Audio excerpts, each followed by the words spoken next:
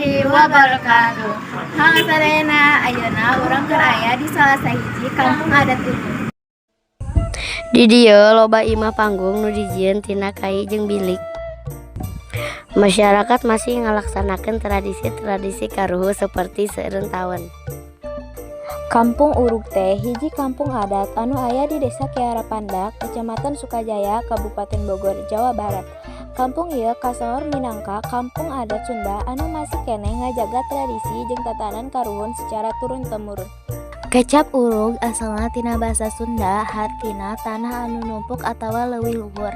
Namutkeun carita ti warga di ditu ngaranna disebut Urug sebab tempat kampung ieu aya dina lahan anu leuwih luhur tibatan wewengkon sabudeureunana siga ngarung taneuh di handapna. Namutkeun carita jalma-jalma di kampung Urug teh tuturunan Prabu Siliwangi ti Karajaan Pajajaran.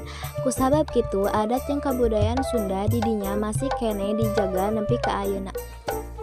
Nah, ieu teh leuit. Leuit teh nyaeta lumbung pare, tempat pikeun nyimpen hasil panen seperti beas atawa pare saenggeus dipotong ti sawah. Ieu mangrupa bagian penting tina kahirupan masyarakat Sunda heubeul kaasup di kampung adat Urug. Nah, di dinya teh aya nu mawa kadaharan jeung abah. Imah sapertos kieu biasana dipake ku abah nyaeta pemimpin adat pikeun nambah tamu ngalakokeun upacara adat yang ngajaga warisan karuhun. Nah, ieu imah Abah Sukandi tokoh adat kampung Urug. Nu datang ke kampung Urug kudu ngajeunan aturan adat seperti kudu berpakaian sopan jeung ngahormat ka kokolot.